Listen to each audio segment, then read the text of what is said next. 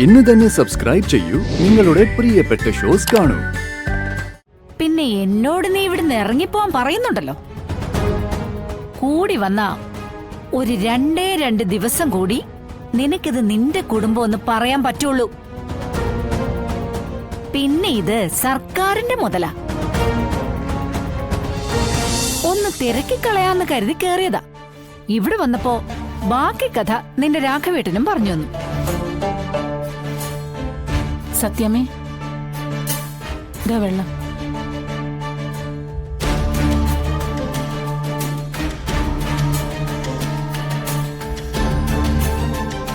വെള്ളം കുറെ കുടിക്കുന്നുണ്ടല്ലോ. കുടിക്കേണ്ടി വരും. നിന്നെ കണ്ടാലേ അറിയാം, ആകെ കോലം കെട്ടൊരു കോലമായിപ്പോയി കേട്ടോ.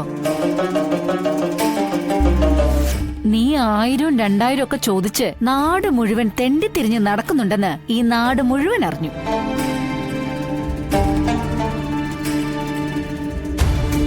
ഇതറിഞ്ഞിട്ട് നിങ്ങളുടെ മോളൊരുത്തി അവിടെ കിടന്ന് കയറ് പൊട്ടിക്കുന്നുണ്ട്. അമ്മയെ വന്നൊന്ന് കണ്ട് ആശ്വസിപ്പിക്കണോന്ന്. ഞാൻ സമ്മതിച്ചില്ല. വെറുതെ കയ്യും വീശി വന്ന് മകൾക്ക് അങ്ങനെ അങ്ങ് ആശ്വസിപ്പിച്ചിട്ട് പോവാൻ പറ്റൂ സത്യഭാമേ? നല്ല നിലയിൽ കഴിയുന്ന മകളല്ലേ, അതും നല്ലൊരു പേരുള്ള ഒരു അഡ്വക്കേറ്റിന്റെ ഭാര്യ.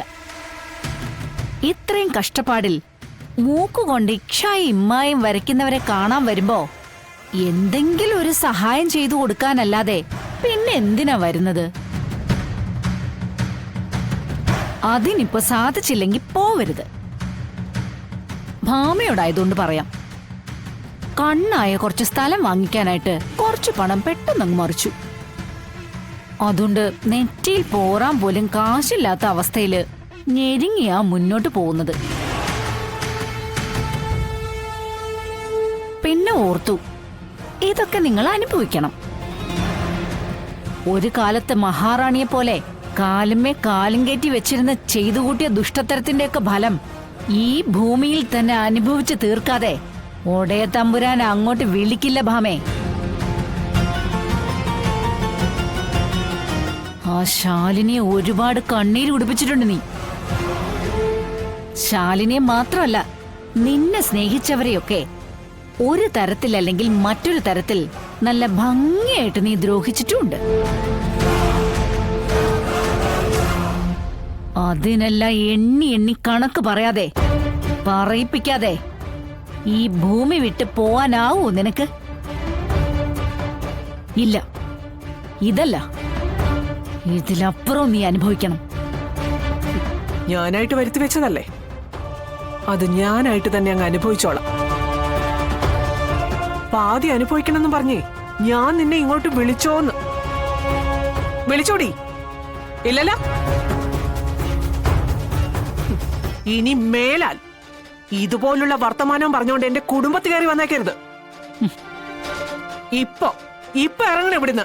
ഞാനിറങ്ങാം, പക്ഷേ അതിനു മുമ്പ് എനിക്കൊരു കാര്യം അറിയണം. ഏത് കുടുംബം? നീ കുടുംബം എന്ന് പറയുന്നുണ്ടല്ലോ, അതേതാണെന്നാ ഞാൻ ചോദിച്ചത്.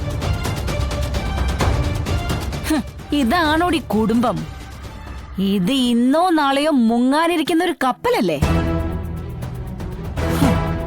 കുടുംബക്കാരെ മൊത്തം കൂട്ടത്തോടെ മുക്കുന്ന കപ്പൽ.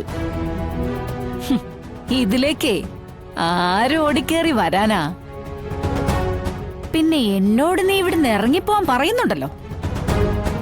കൂടി വന്ന ഒരു 2 ദിവസം കൂടി നിനക്കിത് നിന്റെ കുടുംബം ഒന്ന് പറയാൻ പറ്റുള്ളൂ. പിന്നെ ഇത് സർക്കാരിന്റെ മുതലാ.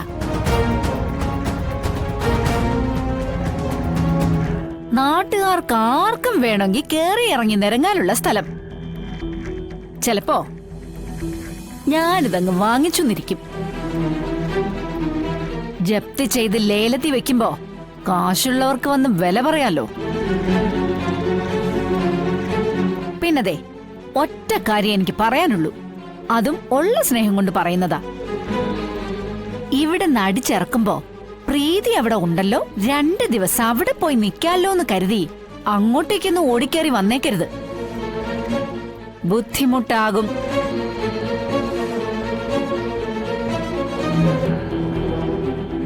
അതൊന്ന് നേരിൽ കണ്ട് പറയാൻ കൂടിയാ ഞാൻ ഇപ്പൊ ഈ വഴി വന്നത്. രാഘവൻ നായരെ, പോകുന്നു. ഇനി എവിടെയെങ്കിലും വെച്ച് നമുക്ക് കാണാം.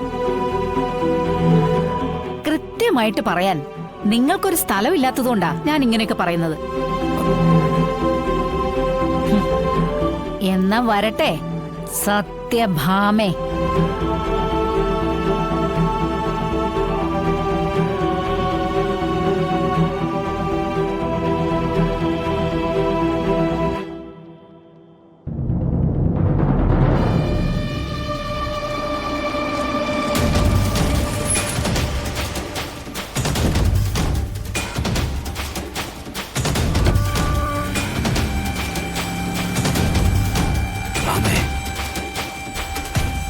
നിനക്കറിയല്ല അവരുടെ കാര്യം. ഒരു വാപോയ കോടാലിയാ. ഒരാളുടെ പതനം കണ്ട് സന്തോഷിക്കാൻ അവളെ കഴിഞ്ഞ ആളുള്ളൂ.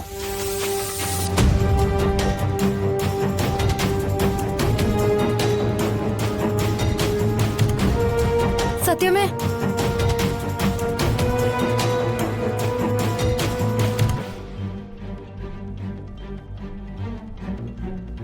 സത്യമേ, ഇതുവരെ രോഹിത് വന്നിട്ടില്ല. വിളിച്ചിട്ടാണെങ്കിൽ എടുക്കുന്നുമില്ല. എവിടെ പോയതാണെന്നോട്ട് അറിയൂല്ല. നമുക്കൊന്ന് അന്വേഷിക്കണ്ടേ? അവൻ എവിടെയെങ്കിലും പോയി ചത്ത് കാണൂടി. സത്യമേ, ദേ, ഇത്രയും വലിയ ബാധ്യത അവനാണല്ലോ ഉണ്ടാക്കി വെച്ചിരിക്കുന്നേ. അതൊക്കെ ഓർത്ത് സഹിക്കാൻ വയ്യാതെ വിഷം കഴിച്ച് ഒടുങ്ങിയിട്ടുണ്ടാവും. അവനില്ലാത്ത വീട്ടിൽ നീ ഇതിനെങ്ങനെ കടിച്ചു തൂങ്ങി നിൽക്കുന്നത്? നീ ഇവിടെ നിന്ന് ഇറങ്ങണം. ഇപ്പൊ ഇറങ്ങണം. സത്യമേ, ഞാനതിന് മിണ്ടി പോകരുത്.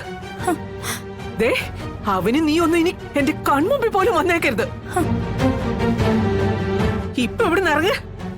അവനില്ലാത്തടത്ത് നീ നിൽക്കേണ്ട കാര്യമില്ല. ഓ ഭാമേ, സത്യമേ, എന്തൊക്കെയാ നീ പറയുകയും പ്രവർത്തിക്കുകയും ചെയ്യുന്നത്? അവനില്ലാതെ ഇവിടെ കൊണ്ടുപോകാനാ? എങ്ങോട്ടെങ്കിലും പോട്ടെ. എവിടെ പോയാലും എനിക്കൊന്നുമില്ല. സത്യമേ, ഞാൻ ഇനിയിപ്പോ എവിടെയെങ്കിലും പോയി ചത്താലും അത് ഇവളുടെ വിധിയാണെന്ന് ഞാൻ പറയൂ. സത്യമേ, ഭാമേ, ഞാൻ ഇത്രയൊക്കെ അനുഭവിച്ചിട്ട് നീ ഒന്നും പഠിക്കുന്നില്ലല്ലോ ഭാമേ. ഒരു തരിമ്പ് പോലും നിന്റെ അഹന്തയും അഹങ്കാരവും കുറയുന്നില്ലല്ലോ. എത്രയോ വട്ടം ഞാൻ പറഞ്ഞതാ നമുക്ക് ഈ ബിസിനസ് വേണ്ട വേണ്ടാന്ന്. നീ സമ്മതിച്ചോ? നീ തന്നെയല്ലേ ഈ അവസ്ഥ ഈ കുടുംബത്തിനുണ്ടാക്കി വെച്ചത്. ഭാമേ, കൊടുത്താ കൊല്ലത്തും കിട്ടുമെന്നൊരു ചൊല്ലുണ്ട്. നീ അന്നു മുതൽ ജീവിതത്തിന്റെ തുടക്കത്തിൽ എന്തൊക്കെ കുഴപ്പങ്ങളാണ് ഉണ്ടാക്കി വെച്ചത്, അതൊക്കെ എണ്ണം പറഞ്ഞ് തേടി വന്നുകൊണ്ടിരിക്കുക.